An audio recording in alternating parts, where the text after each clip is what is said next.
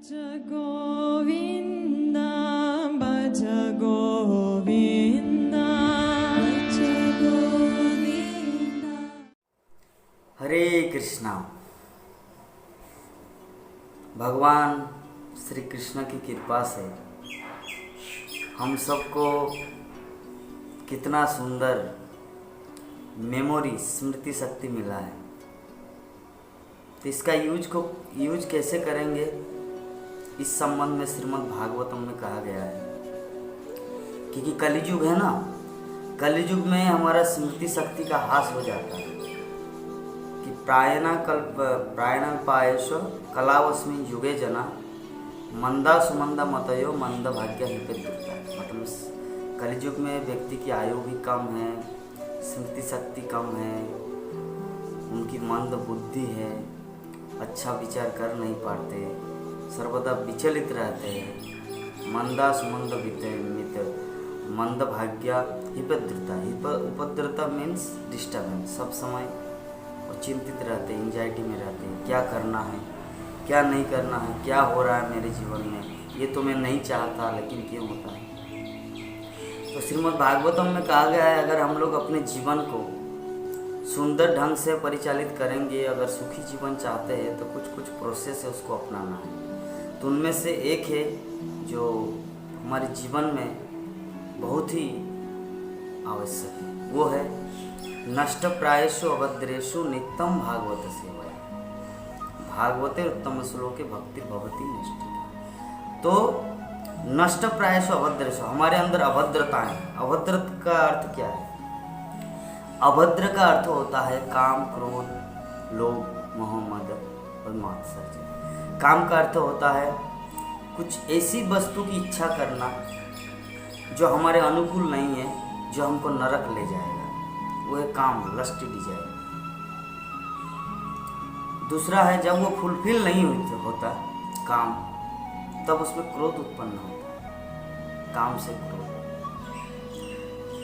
फिर है लोभ, किसी चीज की प्राप्ति होने के बावजूद भी ज़्यादा से ज़्यादा उसके बारे में या उसको प्राप्त करने के लिए और ज़्यादा से ज़्यादा आकांक्षा करना कि ये मुझे मिला है और चाहूँगा और मिलना चाहिए, ये तो बहुत कम है, इसे कहते हैं लोभ। काम, क्रोध, लोभ, मोह। मोह का अर्थ होता है ये संसार हम लोग नित्य मान लिए है, ये शरीर ही मेरा सब कुछ है, मृत्यु के बाद सब कुछ समाप्त हो जाएगा, आत्मा बोल के कुछ है ही नहीं। हम लोग अपने नित्य वस्तु आत्मा को छोड़कर इस शरीर को ही सर्वेसर्वा मानकर इसी के पीछे सब समय दौड़ना और इसी के पीछे दौड़ते रहना, क्या करना है क्या नहीं करना, कैसे धनी व्यक्ति बना जाए, कैसे सुखी व्यक्ति बना जाए, इस भावना से लेकर हम लोग जो अपने जीवन यापन कर रहे हैं, इसे कहा जाता है मोह। फिर है मद। मद का अर्थ होता है, जैसे मान लीजिए किसी को पिछले पुण्य कर्मों के प्रभाव के, पिछले जीवन के पुण्य कर्मों के प्रभाव से धनी व्यक्ति के घर में जन्म हो जाए, यह व्यक्ति धनी हो चुका है या बहुत ही फेमस व्यक्ति बन चुका है, सुपरस्टार, तो वो अपने मद मतलब अहंकार, गर्व से फूले नहीं समाते। वो जैसे वो हवा में उड़ते हैं, जमीन में नहीं चलता, वो इतना अहंकारी होता है। तो वास्तविकता ये है कि ये सब अहंकार, मद एक दिन सबका नष्ट हो जाता है। काल एक ऐसी शक्ति है जो बड़े बड़े महारथियों को भी नीचे गिरा दिया। हम लोग नाम सुने थे हिटलर का, मुगलों का, अंग्रेजों का, हाँ आपका, और नेपोलियन, और जैसे जितने बड़े बड़े जो योद्धा थे, रावण, हिरण्यकशिपु, वो लोग ऐसा समय था कि विश्व को अपने मुट्ठी में रखा था, पूरे वर्ल्ड को वो अपने मुट्ठी में रखा था, अपने शासन में। अंत में क्या हुआ? काल उनको भी पराजित कर दिया। तो सबसे बड़ा महावीर, सबसे बड़ा योद्धा कौन हुआ? काल, समय, शक्ति। तो काल कौन है? भगवान श्री कृष्ण भगवद गीता में कहते हैं कालोस्मि भरतर्षभ, हे अर्जुन, मैं ही वो साक्षात काल हूँ जो सबको भक्षण करता हूँ, सबको समाप्त कर देता हूँ। तो इसमें हम लोग को एक चीज़ समझना चाहिए कि हम लोग इस संसार में जितने बड़े बड़े महारथी, दिग्गज या योद्धा को देखते हैं, लेकिन उससे भी सबसे बड़ा हीरो कौन है? काल। और काल कौन है? साक्षात कृष्ण। तो ये सब चीज को समझना है। तो इसे कहा जाता है मद, कि अहंकार से, मद से वो फूले नहीं समाता, वो अपने आप को विश्व का सर्वे सर्वा समझता है। लेकिन सच्चाई ये है कि उनका भी समाप्ति होगा। क्यों? क्योंकि संसार में कोई भी व्यक्ति अमर नहीं रह सकता, कोई भी हमेशा के लिए जी नहीं सकता, क्योंकि शरीर का मृत्यु होगा।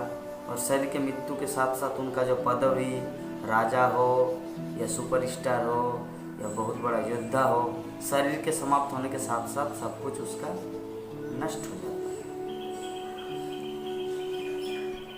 और छठवां कौन है?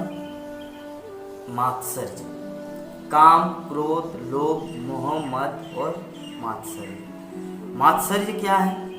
मात्सर्य का अर्थ होता है, इस संबंध में एक मतलब मात्सर्य का अर्थ होता है ईर्ष्या, कि दूसरे का अच्छा हो या किसी को ज़्यादा कुछ मिल गया है तो उसको देख के हमको जलन बहुत होता है। ईर्ष्या का एक सुंदर सा दृष्टांत, एक छोटा सा ये है। एक भगवान शिव का भक्त, वो तपस्या करके, भगवान की आराधना करके, शिव की आराधना करके शिव जी को प्रसन्न किया। तो शिव जी उनके पास आए और बोले कि बोलिए, बताइए, मैं आप पर बहुत ही प्रसन्न हूँ, आपको क्या चाहिए? तो वो कुछ बोलने ही वाले थे। तो शिव जी बोले, लेकिन 1 मिनट, एक चीज़, कि आपको जो कुछ भी हम देंगे, आप जो भी वरदान मांगेंगे मैं आपको दूंगा, लेकिन आपके जो पड़ोसन है, आपके जो नेबर है, आपके जो सामने, घर के सामने जो रहता है, उसको वो डबल मिलेगा। कहने का अर्थ है कि मान लीजिए आपको एक सोने का सिक्का मिला, तो आपका जो पड़ोसन को 2 सोने का सिक्का मिलेगा। हाँ, आपको एक बहुत बड़ा बिल्डिंग मिला, तो उसका 2 बिल्डिंग बन जाएगा।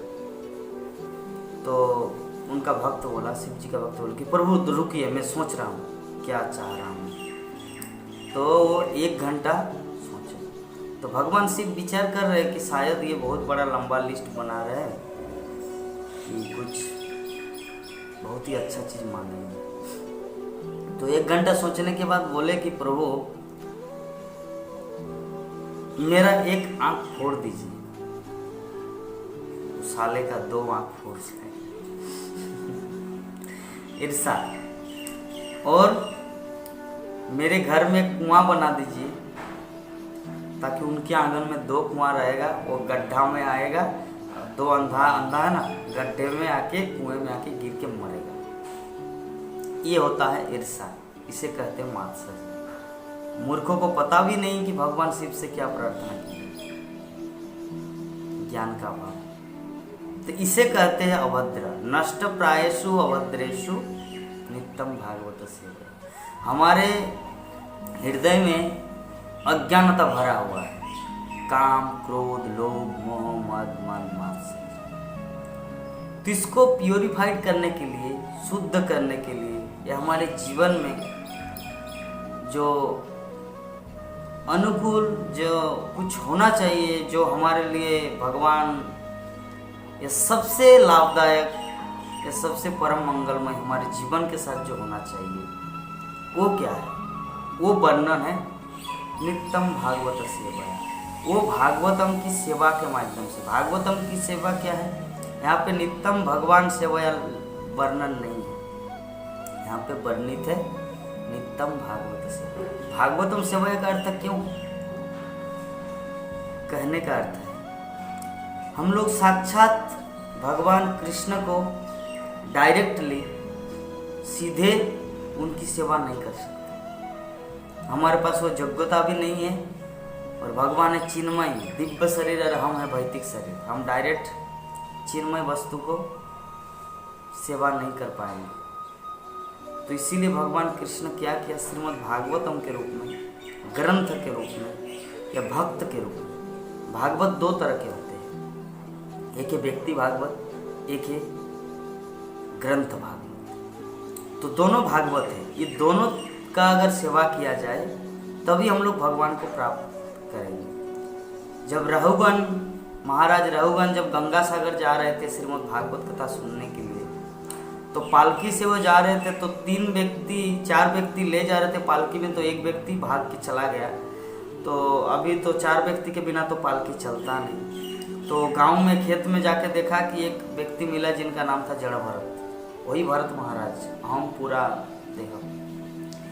तो वो जड़ भरत को लेकर आए, और जड़ भरत जब रास्ते में चल रहा तो देखा कि चिंटी जो है रास्ते में एंट, और चिंटी को देख देख के चला था कि मेरे पाँव के दबाव में कोई मर न जाए, परोपकार वैष्णव है ना। तो ऐसे करके उनका उठपटांग हो रहा था। राजा सुंदर रूप से बैठ नहीं, ऐसे ऐसे हिल रहा था। बोले क्या हो रहा है, कौन ऐसा कर रहा है, कौन, मुझे जानता भी नहीं, मैं कितना प्रतापी राजा हूँ। तो राजा पालकी से उतरे, बोले कौन ऐसा कर रहा है। तो तीनों बोल दिए कि ये जो नया व्यक्ति जो अभी आया है वो ऐसा नाच रहा है। बोले क्यों नाच रहे हैं, तो बता दिए कि बहुत सारे चिंटी है रास्ते में, और जिसके कारण हम, तो उससे पहले बोले कि आपको पता, राजा उनको शासन किया, आपको पता है कि आप जो ऐसा कर रहे हैं मैं आपको इतना मारूंगा कि आपका मतलब बहुत कुछ भर्त्सना किए। तब जड़ भरत ने उसे कहा कि आप किसको मारेंगे, मेरे शरीर को या मेरी आत्मा। तब राजा रघुगण पूरी तरह से आश्चर्य हो गए, अरे बाबा ये तो कोई साधारण व्यक्ति नहीं हो सकता, ये आत्म साक्षात्कार की बात कर रहे हैं, सेल्फ रियलाइजेंस, ये तो कोई बहुत ही तत्वदर्शी व्यक्ति है, ये कोई साधारण व्यक्ति नहीं है, प्यूरिफाइड सोल। तो उनसे वो जिज्ञासा की कि हे प्रभु आप कौन हैं, आप मुझे अपना परिचय दीजिए। तब उनको 3 अध्याय श्रीमद् भागवतम में वर्णन राजा रघुगण को उपदेश दिया, और उनमें से एक उपदेश था महत् सेवा, कि न तप से, न यज्ञ से, न ध्यान से भगवान की प्राप्ति हो सकती है, एकमात्र भगवान का प्राप्ति होगा ओनली भगवान के शुद्ध भक्तों की सेवा करने के माध्यम से, जिसे कहा जाता है महत् सेवा। ये राजा रघुगण को जड़ भरत ने उपदेश दिया। तो वही बात यहाँ पर नष्ट प्रायशु अभद्रेशु नित्यम भागवत सेवा है। भागवत सेवा मतलब भागवतम 2 तरह के होते हैं, एक जो बताया गया महत् सेवा, दूसरा है भागवत ग्रंथ। महादेव ने पार्वती को बताया कि आराधनानाम सर्वेशाम विष्णु आराधनाम श्रेष्ठ। उसके बाद बोले कि समस्त आराधनाओं, जैसे जगत में गणेश का पूजा है, शिव का पूजा है, लक्ष्मी की पूजा है, हाँ सूर्य देव की पूजा है, विभिन्न प्रकार का, लेकिन जितने सारे आराधना है, आराधनानाम सर्वेशाम विष्णु आराधनाम श्रेष्ठ। विष्णु आराधना में से श्रेष्ठ कौन है, तदीयानाम आराधनम। तदीया मतलब कि हे देवी, हे पार्वती, भगवान विष्णु की आराधना भी श्रेष्ठ। तदीया नाम, हरि के अपने पार्षद, हरि के भक्त मतलब भगवान के शुद्ध भक्त। शिव पुराण में ये भगवान शिव बता रहे पार्वती को, वहाँ पे जड़ भरत ने राजा रघुगण को बताया, और यहाँ पे सुखदेव गोस्वामी सुध गोस्वामी बता रहे कि नष्ट प्रायशु अभद्रेशु नित्यम भागवत सेवा है। भागवत जन के प्रकार भागवत की सेवा करनी है, चाहे ग्रंथ रूप में हो या साक्षात भगवान के भक्त। ग्रंथ रूप में इसका और भी एक दूसरा शब्द लिया जा सकता है। ग्रंथ भागवत की सेवा का अर्थ होता है पानी। गुरुदेव 2 रूप में विद्यमान है, एक है बपू, एक है पानी। बपू मतलब शरीर, तो शरीर तो हमेशा के लिए टिकेगा, मतलब वो तो इस जगत को छोड़कर कभी चले जाएंगे अपने धाम गोलोक वृंदावन। और वाणी मतलब उनका वर्ड्स, उनका वचन। तो गुरुदेव के आदेश को पालन करना भी गुरु सेवा है। तो गुरुदेव का आदेश मतलब क्या है? व्यासदेव ने भागवतम लिखा, सुखदेव गोस्वामी ने परीक्षित महाराज को सुनाया, सूत गोस्वामी ने सौनक आदि ऋषियों को सुनाया नैमिषारण्य में, ठीक है। तो ये जो है इसे कहते हैं ग्रंथ भागवत की सेवा। उसको अगर हम लोग प्रचार करेंगे, भागवतम किसी को देंगे या श्रीमद् भागवत की महिमा किसी को सुनाएंगे, इसे कहा जाता है ग्रंथ भागवत की सेवा। तो इसीलिए नष्ट प्रायसु अभद्रेषु नित्यम भागवत सेवया भागवतर उत्तम श्लोके भक्ति बहुत नष्टि। अगर हम लोग ये करेंगे, भागवत की सेवा करेंगे, तभी हम लोग भगवान विष्णु की, भगवान कृष्ण की भक्ति को, अहेतु की भक्ति को नैष्टिक रूप से, सिंसियरिटी, निष्ठावान के साथ, निष्ठा के साथ हम लोग भगवान कृष्ण की भक्ति कर पाएंगे। इसलिए भागवत सेवा बहुत जरूरी है। ग्रंथ भागवत और व्यक्ति भागवत, भगवान के भक्तों की सेवा और ग्रंथ की सबसे बड़ी सेवा है सुनना। जितना हम लोग भगवान की कथा को सुनेंगे, श्रीमद् भागवत की कथा को सुनेंगे, उतना ही भगवान की सेवा हमारा हो रहा है। क्यों? क्योंकि अच्छी तरह अगर सुनेंगे तब हम लोग किसी दूसरे के सामने वही एज इट इज बात दूसरों को बोल पाएंगे, और वो जब अच्छी तरह ध्यान से सुनेंगे वो किसी दूसरे को बोलेंगे। तो ये होता है ग्रंथ की सेवा, नित्यम भागवत सेवा। तो आज का टॉपिक यही था। श्रीमद् भागवत की सेवा के माध्यम से ही हम लोग भगवान कृष्ण की सेवा कर पाएंगे, और कृष्ण की सेवा इस जगत में करके, भागवतम की सेवा यहाँ पर करके भगवान के धाम गोलोक वृंदावन को प्राप्त करेंगे। हरे कृष्ण।